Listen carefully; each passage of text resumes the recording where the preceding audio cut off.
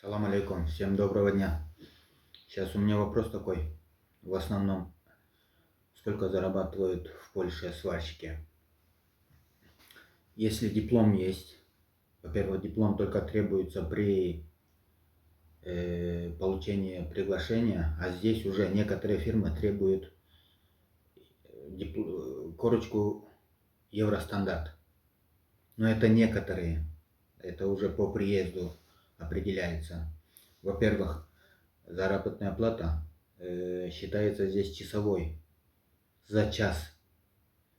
За час начинается от 25.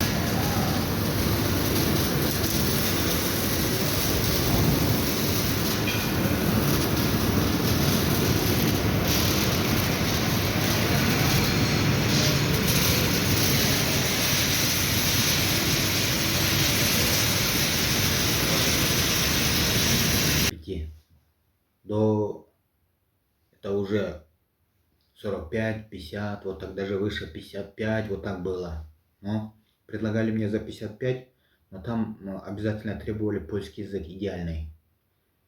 Вот мы договаривались, но там уже не стали спрашивать, разговор уже не пошел, как он только узнал, что у меня с польским слабовато, а у меня и действительно слабовато, менее 50% у меня польский.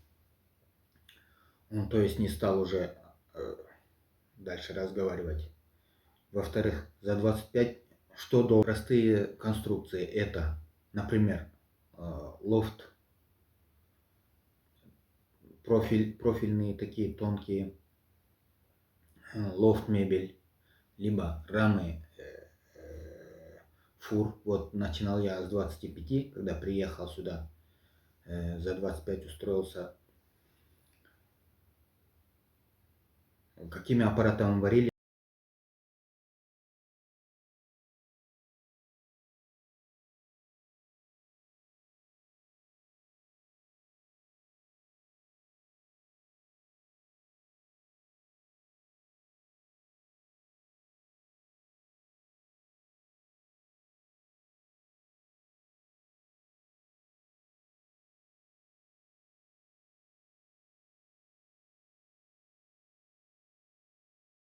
Там уже навороченные аппараты.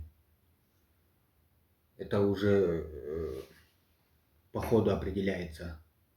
В каждой фирме разные такие аппараты. В основном они качественные, да.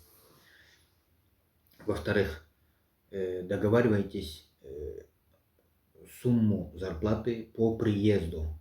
До приезда вам только напишут в договоре, допустим, в разрешении на работы или в договоре, который отправляют по почте вам пишут минимальную ставку.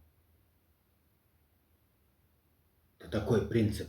У них такой принцип работы, минимально пишут. Они максимальную или там среднюю не пишут. Тем более, вы когда приезжаете, вы договариваетесь, несколько фирм. Бывает и вам не нравится обстановка. Бывает, им не нравятся ваши способности. В-третьих, это вот я имел в виду полуавтомат. Аргон начинается от 35, так можно, минимум 35, в среднем от 35 начинается, аргонщики получают. Электросварщики тоже. Электросварщики, они считаются как полуавтомат. Но мне не приходилось, так как я не варю, в основном электродами не варю. И по этой части я даже не спрашивал. Ну, цены вот такие говорили. От 25, но выше. Они работают в основном где-то там в судостроительстве. Полуавтоматом варят еще по порошковой проволокой. Порошковой проволокой за 32 злотых мы предлагали нам работу. Следующее. Вы, когда считаете зарплату, вы должны учитывать еще за жилье. Допустим, некоторые компании, они предлагают зарплату высокую, но и высокую тоже, за жилье тоже снимают. Например, жилье Мне предложили за 35. Кстати, у меня сейчас наготове под рукой есть приглашение на работу на 3 года. А данная фирма, в которой я сейчас работаю, у меня на год. До 3 лет можно сделать разрешение на работу. Тоже плюс. У меня вот привычка такая. В одном месте начинаю, пока я не обоснуюсь, пока не привыкну. Вот, допустим, мне уже тесно становится, и я ищу другие варианты, да? Я начал обзванивать другие фирмы, другие компании. И узнавать начал, вот сколько там ставка, то все. Это у меня уже через пару месяцев началось вот это.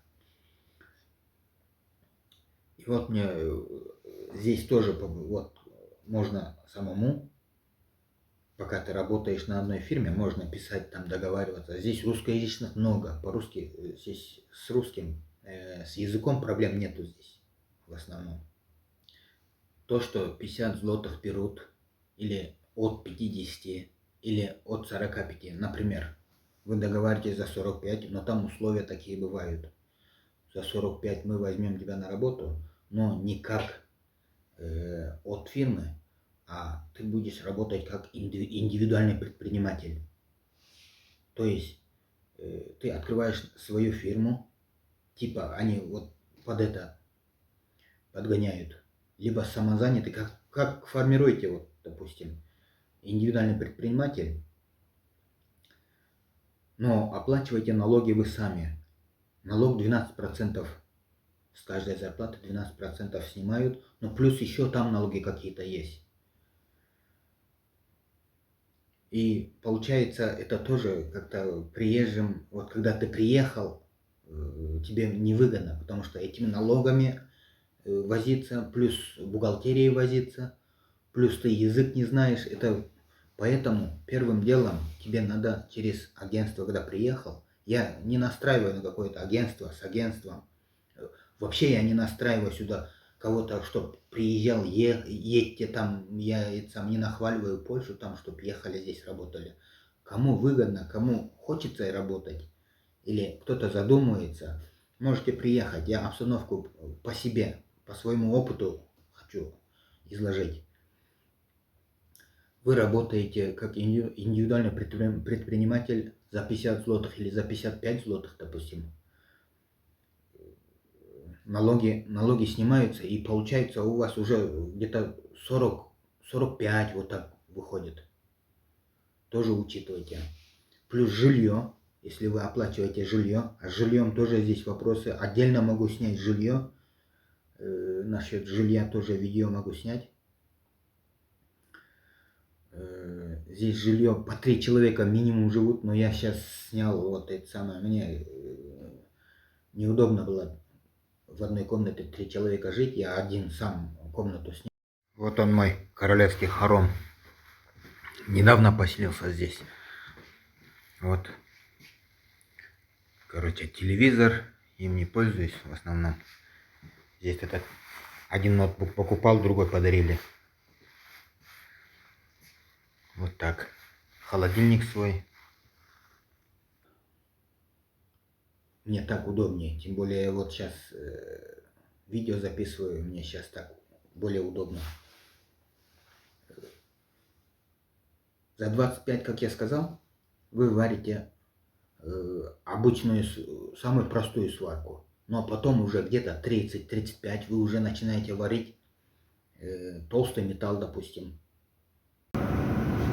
Салам алейкум. Вот человек вчера варил, не успел. Вот здесь один прошел, здесь двойной надо делать, здесь внутри двойной надо делать, здесь не варить. Ну, более такие навороченные, да? Следующее. Да, кстати, само собой вы должны знать и чертеж, допустим. Работают здесь сварщики без, в основном, насколько я видел, без слесаря. Слесарь заготовку делает, собирает, вам дает, вы варите. У меня там короткие видео есть, вот я снимал. В общем так, вкратце объяснил, наверное, я думаю. Если вопросы будут какие-то, звонить, вернее, пишите. Буду отвечать. Так что объяснил как мог. Спасибо всем за лайки тоже. Спасибо большое за то, что подписались. Огромное спасибо.